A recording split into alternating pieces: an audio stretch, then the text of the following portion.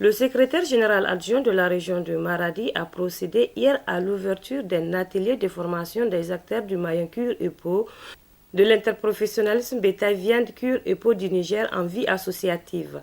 C'était en présence de plusieurs invités. Compte rendu Imran Idriss et Aminata Ali Hassan. Le présent atelier témoigne si besoin et du dynamisme de la structure et de son engagement pour que la filière cuir et peau du Niger puisse véritablement prospérer et contribuer à l'économie des régions. La région de Maradi, qui constitue une charnière en matière de sous-produits comme les cuirs et peau, dont la contribution à l'économie au niveau de la région est hautement appréciable. La présence de la société des tanneries et du centre de collecte de cuir et peau, ainsi que les nombreux échanges avec les pays voisins, constituent une preuve éloquente. Pour atteindre cet objectif, il y a un certain nombre d'actions à mener, parmi lesquelles le renforcement des capacités des acteurs. Donc, avec l'interprofession, nous avons commencé d'abord à mettre en place les structures, c'est-à-dire structurer les acteurs de la filière jusqu'au niveau commune, et nous allons enchaîner pour les départements et les régions.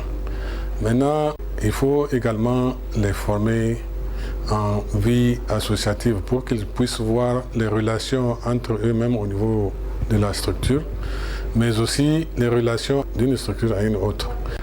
Les procédures pour faire les différents documents, pour accéder au financement, pour vendre et acheter, ainsi de suite.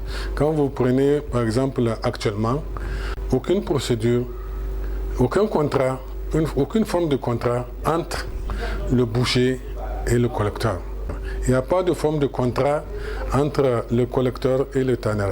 À cette occasion, dans le discours qu'il a prononcé, le secrétaire général adjoint du gouvernorat Sid Mohamed Koutaye a rappelé aux participants qu'à travers cette rencontre qui vise à créer les conditions d'une organisation, pouvait désormais aborder la commercialisation adéquate des cuirs et peau, prévenir et gérer les conflits internes et gérer avec plus de professionnalisme les ressources internes et externes des associations.